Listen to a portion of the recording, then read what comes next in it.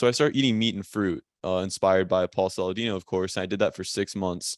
And then eventually I realized that the fruit made no sense. It was completely illogical to eat year round. It was not ancestrally appropriate. The fruits, uh, genetically modified, biologically engineered to be sweeter than it would have been in nature. And it just didn't make sense. So for 6 months, I've been eating only meat. It really transformed my life. And, I'm trying to spread that message now. Yeah. Okay. Interesting. So, I mean, you're not the first person I've seen that has had that sort of transformation. Obviously, I've been doing this for many, many years now. And one of the things is that, whether we talk about toxicity in vegetables or things like that, some people are affected by them, some people do fine with them. And it's interesting, but I think most people, when they remove them, it's surprising how they often feel better. And it's just something we're not taught, because your mom as a nutritionist is probably saying, as a kid, as a kid, I was told to eat my vegetables. Yeah. I never liked them. I still don't like them. But we're told to continually eat these things. And one of it's because they're cheaper to produce, it's filler. It's cheaper on the pocketbook if you can just shove a bunch of fiber in there and fill you up and kind of shut you up. But, if you really want some high quality nutrition. So I'm interested to see, because, a lot of people are sort of, this sort of, when I started doing a carnivore diet, it was pretty much a straight up meat, maybe some eggs, maybe a little bit of dairy. There wasn't all this fruit and stuff being added to it. And so now some people have popularized, there's a number of people out there popularizing the way of, eating a lot of fruit and honey and molasses and maple syrup and all this kind of sugary stuff that some people just don't do well with. And I'm just kind of curious as to your sort of evolution from going to, obviously, that bodybuilder, whey protein, chicken breast, lots of carbs for energy, then on to this kind of meat fruit type of diet, and then on to plain meat. Where were you feeling your best at? Oh, the meat for sure. The meat was the meat only diet was drastically superior to the fruit. And I just had more energy. Eating so much fruit, I would still feel a little bit tired after. Mhm. It wasn't great. But the real reason I switched from fruit and meat to only meat was because I learned like what the purpose of fructose in nature is. I mean, you see all these animals during the warmer months, they eat fruit to get fat. I mean, fructose, uh, there's like clear mechanisms in place for the conversion of fructose to fat. So I started really trying to understand, what does fructose do? And as I started learning about it, I was sort of, it took me back, because I realized that the glycation caused by fructose is extremely detrimental. They're just taking studies where they're comparing glucose, fructose, and sucrose, and in the fructose group, they have the most severe glycation. I mean, it's just they it just causes all these metabolic problems. It causes fatty liver. It causes more fat deposition relative to even glucose. It causes more hunger. Like it's just it impairs memory. It's found in severely high quantities in the people with ADHD and various psychiatric issues. It's like, this is something I definitely want to stay away from. So it makes sense that I felt a lot better, because it really is a poison. I really believe sugar is a poison. Yeah, I mean, there's certainly a lot of studies, and as you pointed out, fructose tends to be more glycating. Some estimates between 10 and 20 times more glycating than an equal molecule of glucose. Generally, we have a lot less fructose circulating in our blood than we do glucose, for sure. And it's interesting, because you compare like a bear. When a bear wants to get fat and hibernate, they crush a bunch of berries, and maybe there's some reason for appetite stimulation to encourage fat deposition. So you have this sort of mechanism by which, if you were going to hibernate, that would be perhaps a good thing to develop fat, maybe even a fatty liver that you could eat off of over the 6 months you're hibernating, or 4 months, or however long bears hibernate. I'm not sure, but we're not a hibernating species, and so perhaps there are some downsides to it. Let me ask you, because now you're on this sort of all meat diet. A lot of people think that's crazy. But honestly, and all people are going to debate this study and that study, and fructose is not bad. It's only a problem in high caloric excesses, and some people say it's uniquely problematic. You look at guys like Dr. Robbie Lustig. But at the end of the day, it's like, what works for you? And you can say there and say these are what the studies show, but what's actually happening in your body?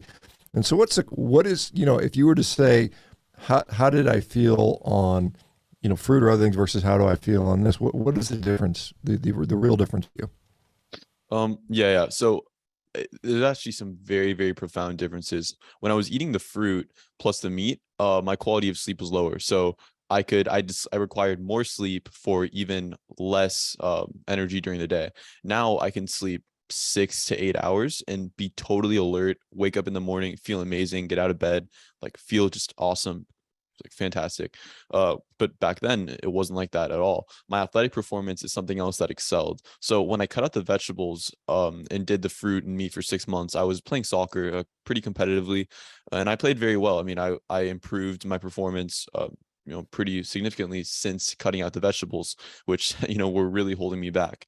And then when I cut out the fruit, it completely transformed. So my coach told me, he's like, I've never seen anyone improve this much in such a short period of time. And the time in which I improved coincided with the removal of fruit. So I got faster, I got stronger, I could run nonstop the whole game.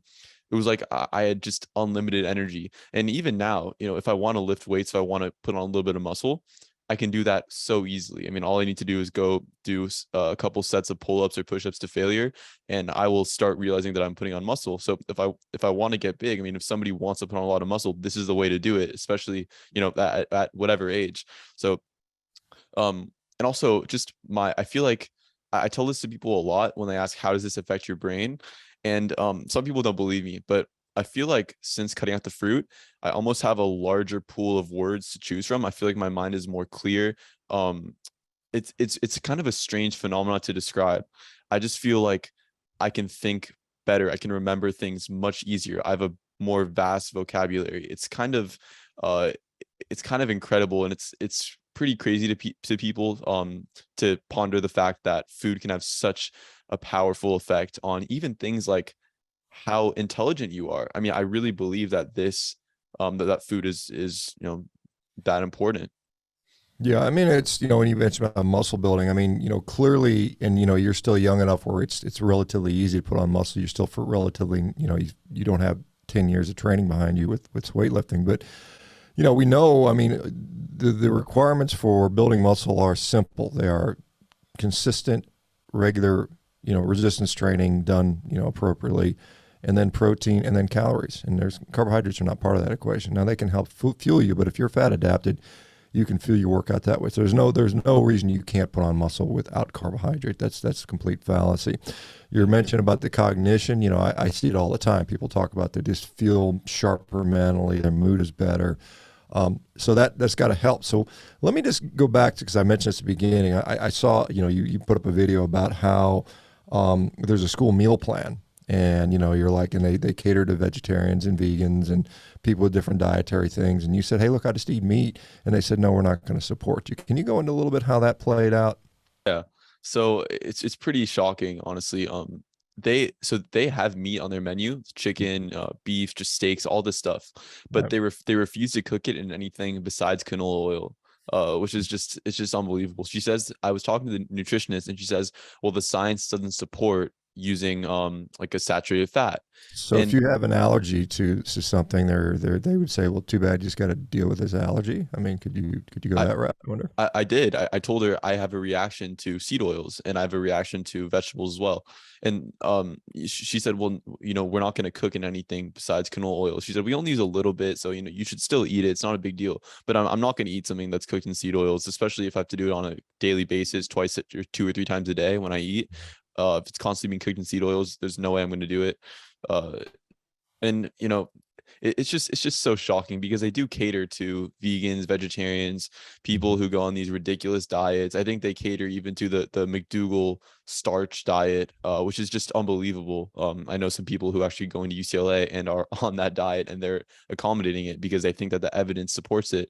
uh it's just unbelievable, and they're not going to provide for someone who only eats meat and only eats animal products. I even explained to her, I said, how could you say that the natural human diet, the diet that we've evolved on for at least, 2 to 4 million years, is going to be the thing that is killing us? And she says, well, like there's just no evidence for it. And it was kind of, I was sitting there, I was just kind of baffled. I mean, how could somebody be so ignorant? But this is the standard of care today. And I'm working to still convince them, but it's they're pretty close-minded.